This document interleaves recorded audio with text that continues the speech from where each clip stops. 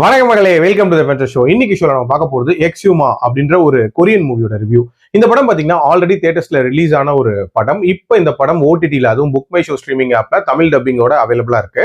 இந்த படம் ஒரு மிரட்டலான கொரியன் ஹாரர் த்ரில்லர் அப்படின்னே சொல்லலாம். இந்த படத்தோட ஸ்டார்டிங்லேயே பார்க்கோட அந்த கொரியன் ஃபேமிலியை காட்டுவாங்க. ஒரு பயங்கர பணக்கார ஃபேமிலி அப்படின்னே சொல்லலாம். அண்ட் பார்க்குக்கு ரீசெண்டா ஒரு குழந்தை பிறந்திருக்கும். அந்த குழந்தைக்கு தொடர்ச்சியா ஃபீவர் அப்படின்றது இருந்துட்டு இருக்கும். அண்ட் பார்க்கோட ஃபேமிலியுமே நிறைய அமானுஷமான சம்பவங்கள் அப்படின்றது நடந்துட்டு இருக்கும். சோ இதுக்கான விடையை தெரிஞ்சுக்கிறதுக்காக நம்ம ஹீரோயினை கூப்பிடுவாங்க. ஹீரோயின் தன்னோட சிப்ளிங்கோட அங்க வந்திருப்பாங்க. அண்ட் அந்த குழந்தைய பார்த்துட்டு இவங்க ஒரு விஷயம் சொல்றாங்க. அதாவது இது ஏதோ முன்னோர்களோட சாபம் மாதிரி இருக்கு. சோ அவங்கள புதைச்ச இடத்துக்கு நம்ம போகணும் அப்படின்ற மாதிரியான ஒரு விஷயத்த சொல்றாங்க. சோ ஹீரோயின் தன்னோட சிப்ளிங் மற்றும் பார்க் மற்றும் 2 நபர்களோட சேர்ந்து அந்த பணம் புதைச்ச இடத்துக்கு கொரியாக்கு போறாங்க. போனதுக்கு அப்புறம் மட்டும் என்னென்ன மாதிரியான சம்பவங்கள் நடக்குது, அண்ட் அந்த பணத்தை தோண்டினதுக்கு அப்புறம் என்னென்ன மாதிரியான சம்பவங்கள் நடக்குது, உண்மையிலேயே அங்க புதைக்கப்பட்ட அந்த நபர் யாரு, அவரோட பின்னணி என்ன அப்படின்ற மாதிரி நிறைய விஷயங்களை சொல்லக்கூடிய ஒரு படம் தான் இந்த படம்.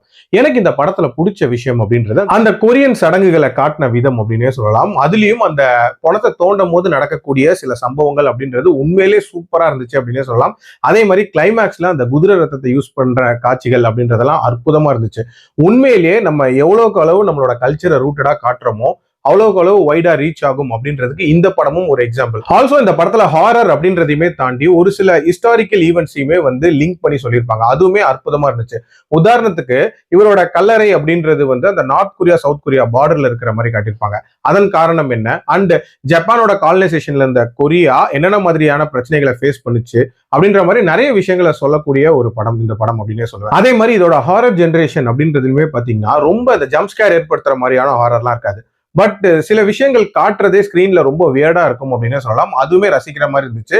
ஆல்சோ பிக்சரைசேஷன் அப்படின்றது பிரமாதமா இருந்துச்சு. உண்மையிலே நிறைய சீக்வன்ஸ் நைட்ல நடக்கிற மாதிரி இருக்கும். அது எல்லாத்தையும் சூப்பரா கேப்சர் பண்ணிருப்பாங்க.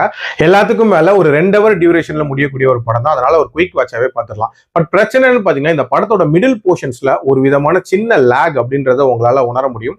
மற்றபடி இந்த படத்துல குறை சொல்றதுக்கு எதுவுமே இல்லை. ஒரு தரமான படம். கண்டிப்பா ட்ரை பண்ணி பாருங்க. என்னோட ரேட்டிங் இந்த படத்துக்கு 3.75 அவுட் ஆஃப் 5. அடல் கண்டென்ட்டை பொறுத்த வரைக்கும் சில பிளட் ஷெட் சீன்ஸ் இருக்குமே தவிர மற்றபடி தாராளமா பார்க்கலாம். மீண்டும் அடுத்த விமர்சனத்தில் சந்திக்கிறேன். நன்றி, வணக்கம்.